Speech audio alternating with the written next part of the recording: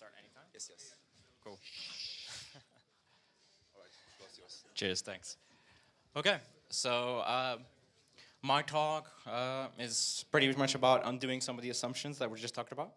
Um, so like a bit of background about me. So I've been in Ethereum since the beginning, really, since the grad sale, so about 3 years or however much time has passed now. I do security and protocol work at the foundation, so kind of around this stuff, whether it's Casper or auditing, EIPs, architectural stuff.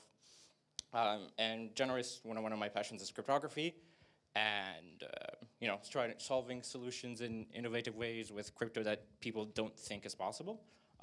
Because crypto is quite unintuitive. So, yeah, we'll get to it. Cool. So the agenda, motivation and the problem definition. Why is front running bad, and what it is exactly we're trying to,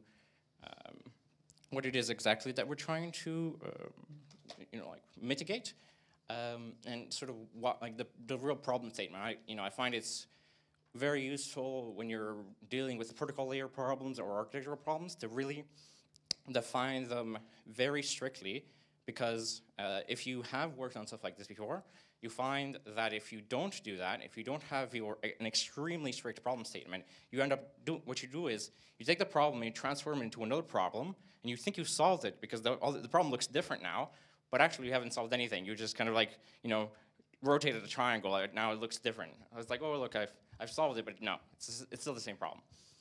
I'll go through the definition there. So I'll have an explicit definition of time and ordering on blockchains, and we already have a loose notion of time and ordering. Transactions are ordered in a block, and you can't shift it around, and blocks are ordered by time. Though transactions are ordered in a block, you can't tell how far apart those transactions happened. You just know, look, the miner decided to, put transaction 1 first, before transaction 2. Then I'll go through, a really crash course on Oblivious transfer, which is the main cryptography that we're going to be using, and putting it all together in the end. So, all right, let's get to it. So the problem statement. So what is front running? Why is it bad, and why does it happen? So it was talked about briefly in the previous panel, but more formally or more strictly, front running is the practice of matching buys and sells in an order that gives the bookkeeper or the exchange maintainer an advantage, right? So this could be Bitfinex or Kraken or more normal exchanges like the Nasdaq. And if we get an order book example, say that the order book, the first 2 levels look like this, right? So we have a 0.01 spread, and somebody wants to sell 100 Melon tokens at 0.24, and somebody wants to buy 100 Melon tokens at 0.23, right? So if I'm the exchange owner, and 100 ETH, I sell for 100 melons at this price, 0.029 comes in, 0.229. Then if I was acting fairly, I would simply just match it against this order, or if it's a strict limit exchange, wait until somebody else matches that in, like Ether Delta. But the order book maintainer can just simply put in their own order that matches at 0.029 and then sells it for 0.03, and gets a risk-free profit of 0.1 ETH. And this is sort of the front-running problem in mining and these centralized exchanges. It could be a problem in centralized exchanges right now with Kraken, because again they're unregulated. As Will said, you can't really be regulated and trade unregistered securities or things that are security-like, especially in the States. So they could technically be doing this. You don't really know, and I suspect exchanges like Kraken do this, just because of the behavior when I trade on Kraken. It doesn't make a lot of sense, but so obviously you can see front running is bad because it penalizes participants that are not available, not able to individually set the order precedence. But why does it happen, right? So in normal finance, in the normal finance world, this is illegal and against securities regulations. On the blockchain though, we're pretty regulated and it doesn't really count and whatever. But if your big broker did this, like Nasdaq or your broker, you're using LMAX or something, if you could prove that they were doing this kind of manipulation and front running, or you reported them, or the SEC caught them in an audit or something, they would probably get either massively fined or shut down. I'm sure some manipulation still happens. It's just not as obvious, like completely obvious as this. So the problem statement. So in the blockchain world, miners are normally in control of total ordering of transactions. Since orders are just transactions, at least if you're using something like 0x, even if you're deciding like in which way to sell them on the blockchain, again it's just a transaction. So the miners can choose the ordering as they please, and so can also choose it in a way that gives them profit, as shown as in the previous example, right? Like the order book maintainer could be a miner, obviously, because if the order book is on the chain, the miners are the order book maintainers. And in the normal sort of blockchain world right now, at least with proof of work blockchains, there's this property.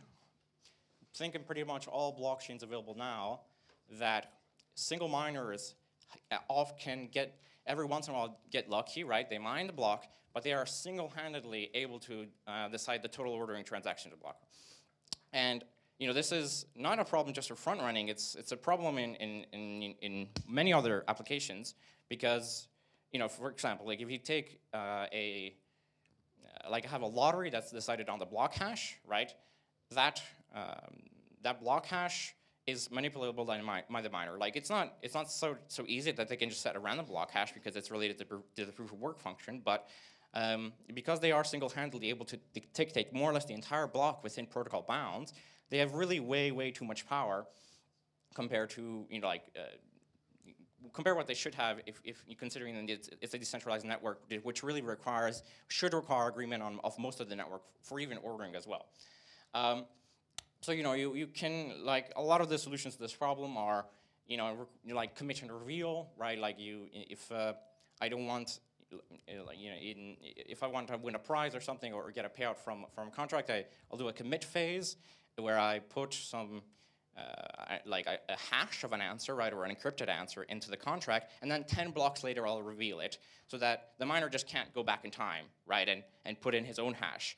Well, technically he could do that, go back in time, if he had so much hashing power that he could rewrite 10 blocks instantly. But if you have that, your train's kind of broken anyway. So sure, so you can kind of fix this with naive solutions, kind of like this commit reveal scheme or time delay scheme, like it was briefly mentioned in the panel as well. But I think even in an ideal scenario, like extreme Ethereum, like a few years down the line, I don't think we'll see blocks faster than one per second, block times faster than like 1 block a second, just because you have like upper bounds on network latency, just physical bounds, right? If you have a distributed validator network, and I'm in the UK and the other validator is in Japan, there's like a half-second just physical latency limit there. So even if you've had like the best possible network with like hardware specified to it, you're never going to get more than a block a second. So you can do things with state channels and stuff like that, but again, then you just get into like the settlement issue again. So, so let's go into like time and ordering more explicitly. So, like a first solution to this, we really need like a separate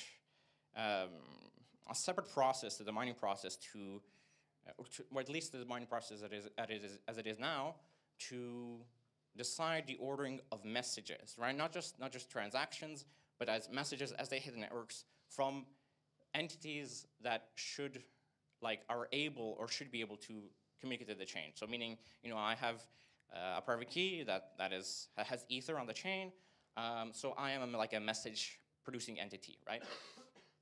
So we need and if we have this network of validators and they stake deposits.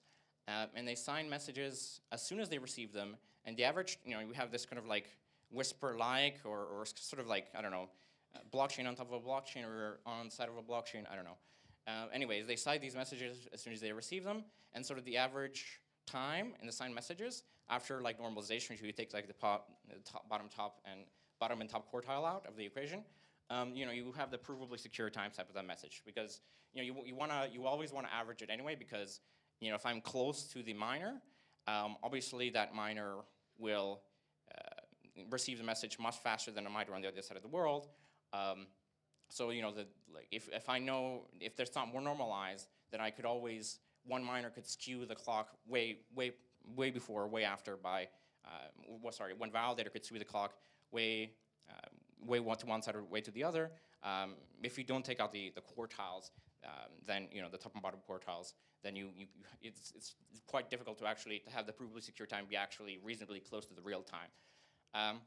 So if you read this description, you actually think do I hear an ICO coming up? Because it's another validator network. We need stakings and coins or whatever.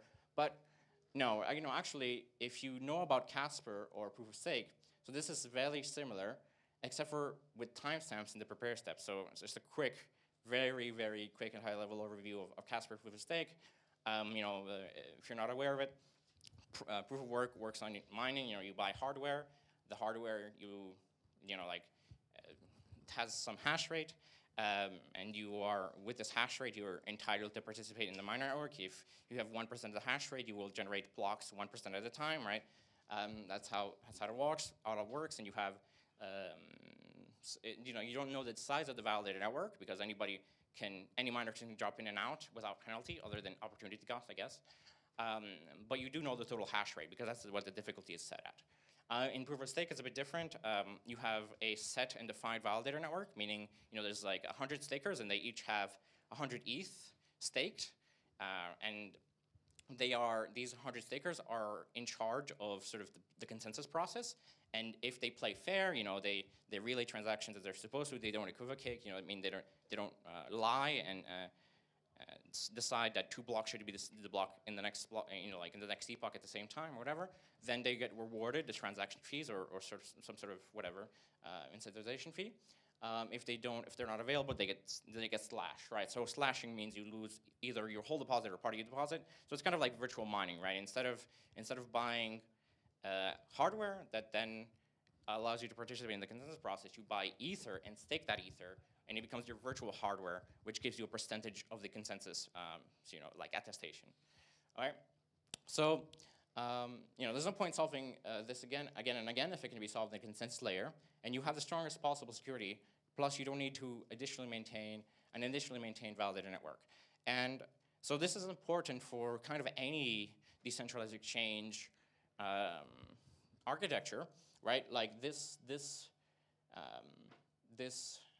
statement, the strongest possible security. If you have a validator network, and so this is for like any coin, any ICOs, like if that network has something on it, a value transfer, a value commitment, a message, whatever, that you can represent, like objectively as value, and that message has more value than it takes to buy up the whole validator network, the network's broken, right? So in this case, for example, this would be like, if it took, let's say the market cap of Ethereum is like 30 billion right now, something like that. If it took me less than, like $1 billion to revert $10 billion transactions on the chain, then that would be worthwhile to me. Assuming that the price didn't crash right after. Like it's a bit different for the miner network, because if you do this to the whole network, then the entire network's value crashes. But if you do this to an exchange network, right, you can manage to settle the payment before the entire exchange network crashes, right? So it's a very important point to consider when you have something like a decentralized exchange, and that decentralized exchange looks to another network for a security parameter, like the ordering of transactions. If it takes me, less than $1 million or a few $1 million to like force a fake proof on that network, on that sort of auxiliary network, and to give me like a $10 million advantage when shifting the orders around, of course I will do that. And of course I will do that because without like sort of being afraid that the whole network will go down, because, well, my settlement will be in Ether, right? So even if the exchange dies after that, nobody uses it anymore, well, I still got my Ether out of the settlement, right? So, it's anytime, like I see often, there's like there's a few big problems, reputation networks, Sybil resistance, yeah, like, and sort of like timing and ordering guarantees. These are three big problems that like a lot of coins try to solve over and over again, but they really shouldn't do that. We should have one network, preferably tied to the consensus network, that solve this once and for all, because otherwise, like the moment your network gets more valuable than the security of the parameter set, for Sybil or whatever, then your network's dead. So yeah, like you can't just have wait this stuff away. And really, if you have once you start moving to proof of stake, you can just definitely prepare steps are kind of like prepare steps are on transactions themselves. So anytime I send a transaction to the chain, and not that, like when you eventually will have Whisper, which is kind of like a way to have peer-to-peer channels, to facilitate state channels and more, like network channels, I mean. And those are like registered on chain in a certain way that you can sort of prove the origin and the destination of messages, and those will be in the prepare step as well. So if we just add timestamps to Casper, which I'm trying to push for, we'll have this solved. So okay, assuming that we have a Casper that has this, we have the timestamping network solved, and then we move on to the second part, right? So this is the real interesting bit. I'm not going to go into the math of this because it's too complicated, and I can't assume crypto background, for most of the audience. But if you want to know how this works, just come up to me after. I'll be here for a few hours. Anyways, so an Oblivious transfer protocol is a scheme that allows a client to request something from a server, or any other party, realistically, but not have the server know what they requested, right? And at the same time, the client only gets what they requested specifically, and the server only knows that the client got one of the things that the server one of the items that they have. So basically just this, right? So the server has a list of items, like L1 to LK, so K items, and the client does the Oblivious transfer request, which kind of like you encode or encrypt in a way. It's a bit different. It's a special type of encryption. You encrypt the entire request list to the server, and the server replies back to you. Again, the entire request list sort of applied with a filter, and because the server does not have the client encoding, the server does not know what they gave you, but only the client can only decrypt the one that they really truly requested, and there's some crypto stuff that makes sure this happens. Just trust it. It's too complicated to actually explain the crypto behind this, but it uses bilinear pairings. And you can actually do this on chain now because Byzantium, the fork, has the alt-BN 128 curve, or BN 256 curve, which allows you to do bilinear pairings, and you can do trapdoors for OT with bilinear pairings. So what could this be used for? Like a trivial, silly example would be, say that I have like a decentralized network for file storage, and I want to request a file from the network, but I don't want the network to know which file I requested, right? So all the files are encrypted anyway, and say like whichever server I contact, they will have this list of 100 files, and I'll say, look, here's my Oblivious transfer request, and because of the protocol, you say, look, you can be sure that when the server replies back to you, or when the server reply back to the client, he can only decrypt one, so I only have to charge him for one decryption, right, or one sort of file transfer, and the server doesn't know what I requested, but he knows that I requested one and only one thing. The client gets his one thing, and we pay each other. I pay the server for this service, and we're good. So it's quite a powerful protocol, and it's used in more interesting schemes like garbled circuits, but whatever. We won't go into that. it's kind of like the garbled circuits are like multi-party ZK snarks. I mean, you know, if you don't know what ZK snarks are, don't worry about it. But it's kind of like a way. So it's like an important primitive in Yang's millionaire protocol, which is like, you know, say that I'm a millionaire and we have some other guy that's also a millionaire, and we just want to know who's the richest of the two. But I don't want to reveal to him exactly how many millions I have, because then he knows, if I'm richer than him, then he knows how much to make to become richer than me, right? Or, you know, silly example, but like, you know, we're really greedy and vain. So we do, you know, like Oblivious transfer is a primitive in this garbled circuit protocol, where we sort of, in a multi-party way, which is, you know, why it's like multi-party cryptography, we create this circuit, and it's like a program that takes two encrypted numbers, and because of, it only, you know, it spits out like which of the numbers is greater, right? So we create the circuit together, you know, like with a multi-step process, and I put in my encrypted number, and the other guy puts in his encrypted number, and the circuit will just simply say, encrypted number 1 is greater, right? But that's all it will say. It will give you that one bit of information, meaning, look, I'm richer, or the other guy's richer, and then so we settled our bet without revealing like our total bank accounts, right? So, you know, like ZK snarks kind of do this without requiring that multi-party process, because they have that trust set up in the beginning. So this one's a bit more efficient, but, you know, has just a bit more communication overhead.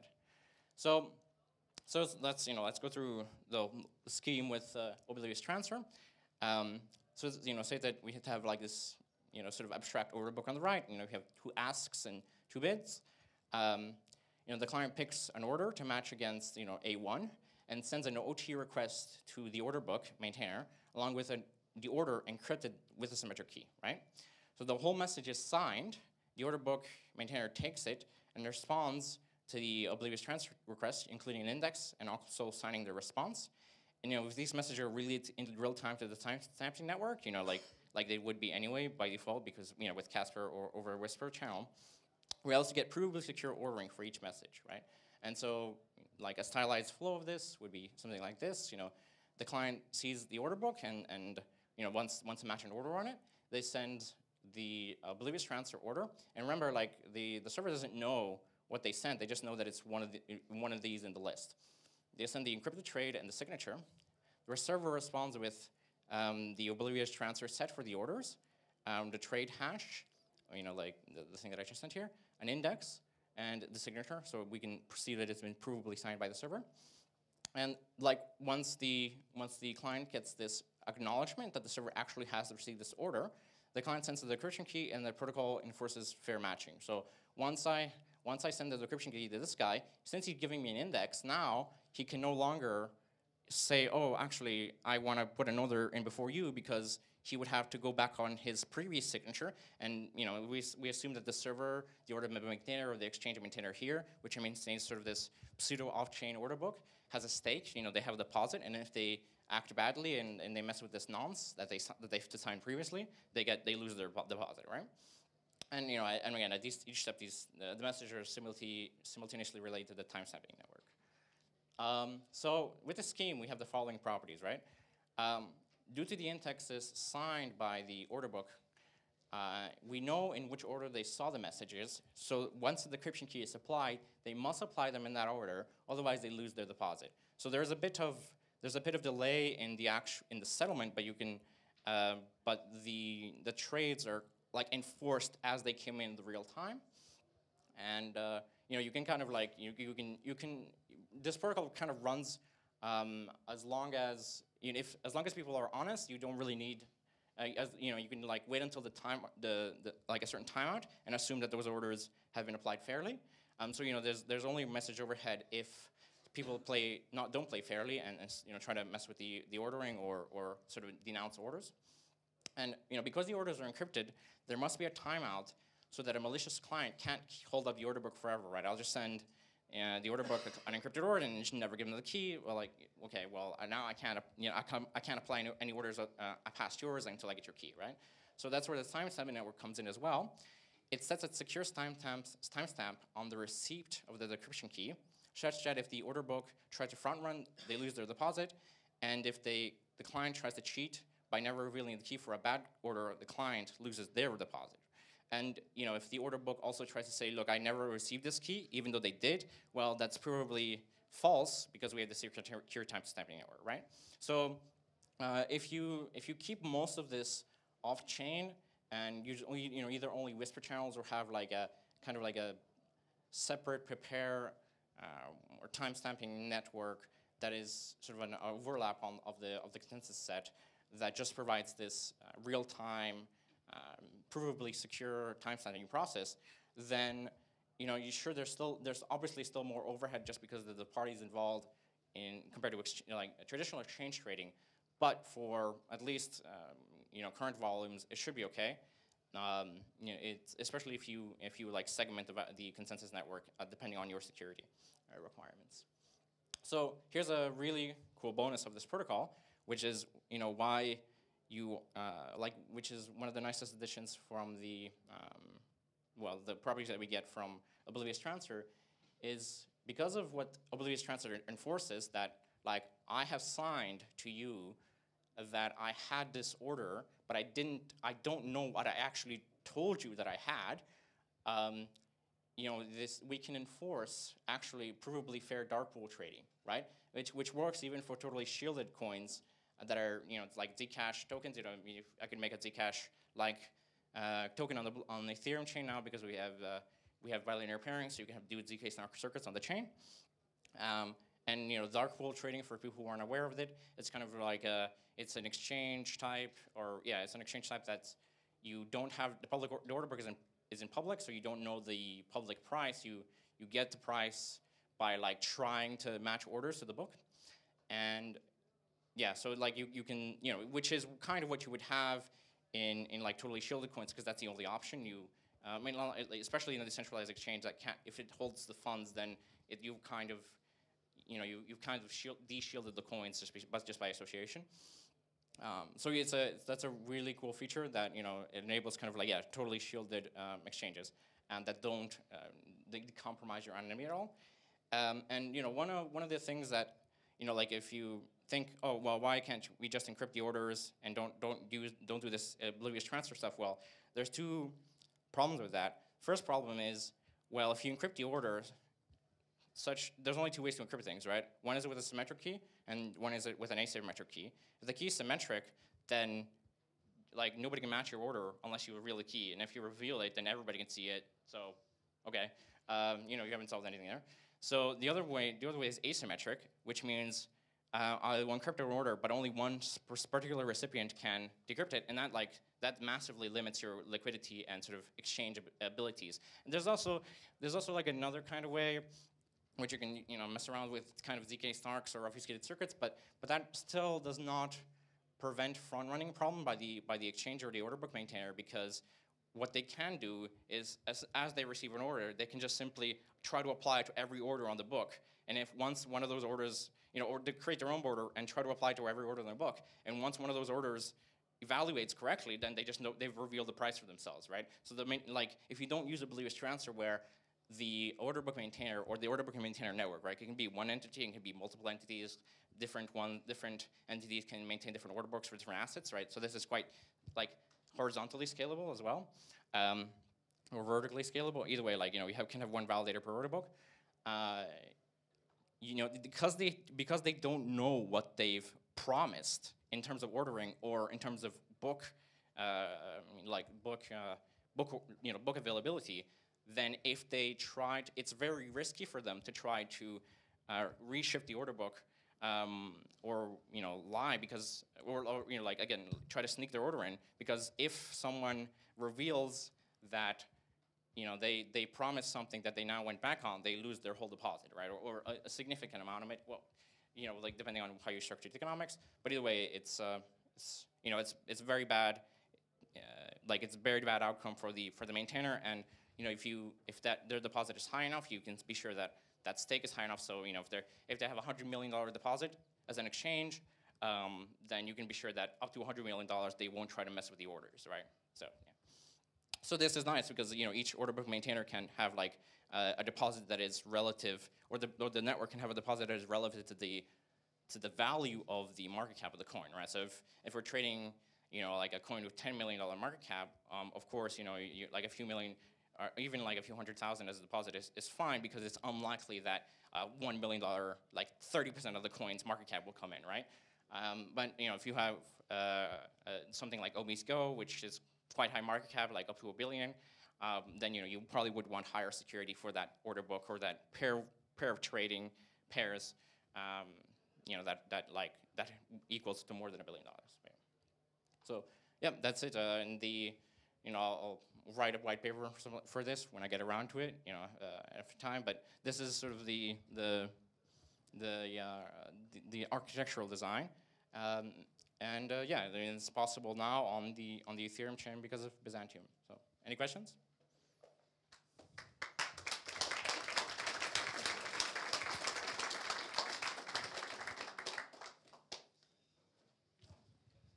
Do you need that? Yes, let's do that. One question we have. So yeah, thank you for the presentation, fantastic. I was thinking about this kind of solution when I've heard about Byzantium and ability to solve the problem of front-running orders. And I stopped actually at this problem of deposits, because you talk about a size of a deposit, but from the perspective of a very big client. How about the malicious client, if I understand it correctly, where you have a trader that places some orders and has to put some deposit, and this deposit has to be relative to the size of the trades that they make. And there'll be always a question of how big the deposit should be, because they can make a decision of not losing that deposit or losing it if the trade was much, much bigger. Yeah, no, so that's a good question, yeah, probably would depend. And then the nice thing is that these networks can kind of be isolated by coins. So you could set the parameters independently depending on if there's higher or lower liquidity or the higher market cap. I mean, in the most drastic scenario, if you really wanted to hold people accountable, the client would just lose their the whole trade value if they didn't reveal the requisition key, or you'd lose like 10% or something. If you kind of assume like normal sort of trading delta and profits, that if you lose probably 10% of your trade every time you don't decrypt the key, you're probably going to lose out. Because if you have a strategy that allows you to do better than that by not revealing your key, then you probably have you have a much better view of the market than other people, which means you could probably profit without doing that anyway, right? How do you know the trade value without revealing the key? So the trade volume is like yeah. Trade value, so because they say maybe they'll lose the trade value, entire trade value if they don't release the key. But how do you know the trade value if they don't release the key? Yeah, I guess. Yeah. I mean, you could shield. Yeah, you can maybe like you can kind of overlay it over the Oblivious transfer in a way with bilinear pairings. But if you wanted to do that for efficiency's sake, yeah, I guess you could. Yeah, you could just. Yeah, that's a good question. I'll think about it. But yeah, like I guess the deposit. Yeah, maybe you just have like a minimum threshold on deposits.